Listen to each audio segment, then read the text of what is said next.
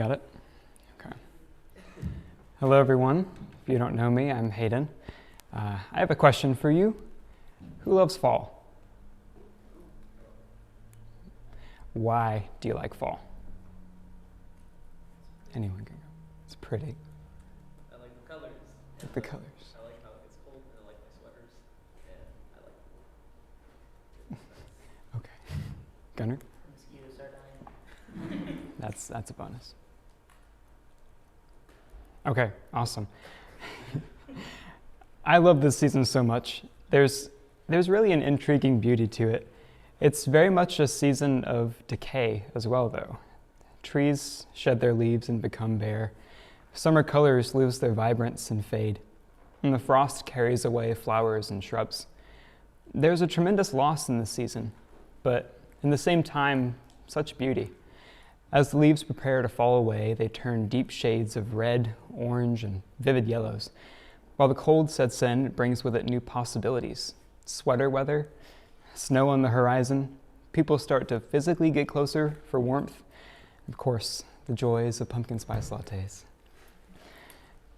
There's sorrow for the things that fall and fade, but new life and joys are found within. This is what I want to discuss today.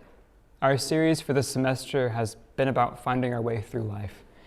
So in this season of loss and beauty, I thought it fitting to discuss finding our way through despair. There are a lot of events in life that elicit despair. No two situations will be exactly the same. There's something about it that we can all relate to, though. To put it into terms for today's discussion, it's a sensation similar to those of great joy, where you are entirely in the moment, but in the worst of ways. All your senses have been held capture and held relentlessly to the present affliction of utter hopelessness. At that moment, there is no solution, no positive outcome, just sorrow and only sorrow. If someone's ever tried to console you in your despair with things like, "It'll be better in the morning," or "Time heals all wounds," and it hasn't helped, it's because you've lost the ability to perceive the passage of time. You cannot place your hope in the future because you cannot fathom anything but now. You're blinded and everything you see is dark. Whatever shrivel of hope you might see would be foolish to bet on. You probably know this feeling, and trust me when I say that I do. If you're experiencing some form of despair, in some ways I know what it's like, in other ways I don't, but there's an element to our pain that unites us all. There are things I've learned in my time of hopelessness that might be applicable to you, and whether or not right now or in the future, I hope that sharing these things you might get something out of it. So my family and I, like I said earlier, are currently grappling with death right now. My grandmother passed away on Tuesday, and a verse I've been turning to recently is probably one of the most famous verses, Psalm 24, specifically verse 3. It discusses death here, but there are some things it reveals about despair that I thought it would be good to discuss. It reads, "Even though I walk through the valley of shadow and death, I fear no evil, for you are with me. Your rod and your staff, they comfort me." There's a lot more to this verse that's really beautiful, but I just want us to focus on the sorrowful parts of it today. And one of the first things that jumped out at me is the use of the word shadow. Shadow's a funny thing. We don't have very good night vision as humans, so when things grow dark, we tend to believe that light has vanished from reality. However, the author of this psalm wanted to convey something specific with their use of the word sorrow. Shadow. Shadow is not a thing in itself. It is merely an obstruction, an obstacle that would have no effect if there weren't another key ingredient: light. Our despair constricts our senses. When we're only presented with darkness, it is the nature of human reason to begin to believe that sorrow is all that there is. But this verse reminds us that beyond the veil, out of the reach of our current understanding, in what should be foolishness, there is hope. But how can we be so sure? There are some situations, even in the wisest of people, who their reason would convince them that there isn't any hope. It just wouldn't be realistic. But that's exactly the point. In Paul's first letter to Corinth, verses 18 to 24, I'll read it to you. The Bible's backwards. For the message about the cross is foolishness to those who are perishing, but to us who are being saved it is the power of God. For it is written, I will destroy the wisdom of the wise, and the discernment of the discerning I will thwart. Where is the one who is wise? Where is the scribe? Where is the debater of this age? Has not God made foolishness the wisdom of the world? For since in the wisdom of God, the world did not know God through wisdom, God decided, through the foolishness of our proclamation, to save those who believe. If you grew up in church and are familiar with the resurrection of Jesus, take yourself out of that headspace for a moment. Think logically. Life cannot come from death. That's supposed to be it, the finale. You would have to be a fool to think otherwise.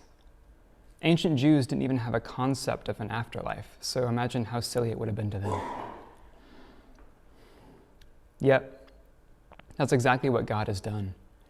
Our wisdom is foolproof. No smart man would believe such a proposition. And that is why God chose death to be victorious over. To remind us that in our moments of darkness and despair, where all seems lost and reason compels us to see hope as folly, God does not counsel in the wisdom of the world. The hope of a fool has conquered death. Our trust is not grounded in optimism or joy on the horizon, but in our weakness. And our despair over sorrow and loss, God has made life. Over fall break, I spent a lot of time with my grandparents. Things haven't been good for a long while. My grandmother had really bad dementia for the past year and a half or more of her life. She wasn't herself anymore and acted in ways that she never would have beforehand. But while I was there, my granddad had me take down the flowers outside because the frost and the wind were killing them, and he couldn't do it himself. It was really sad taking them down at first. Flowers are something he and I have bonded over for a long time, and everything else going on, it just felt like it was the end of something.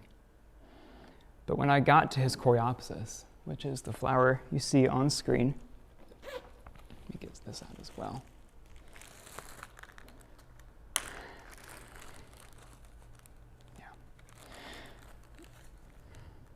When I got to his coreopsis, this flower, I was taking the seeds off of it when I observed something.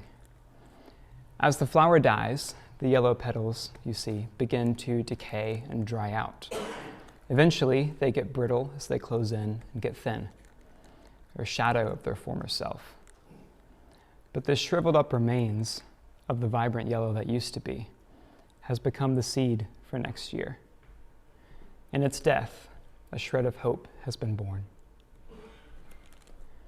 There's something about our sorrows that has this tuning effect on our senses. We hurt and we grieve, but through all of this, we come to understand how beautiful it is to love. One last thing before I go.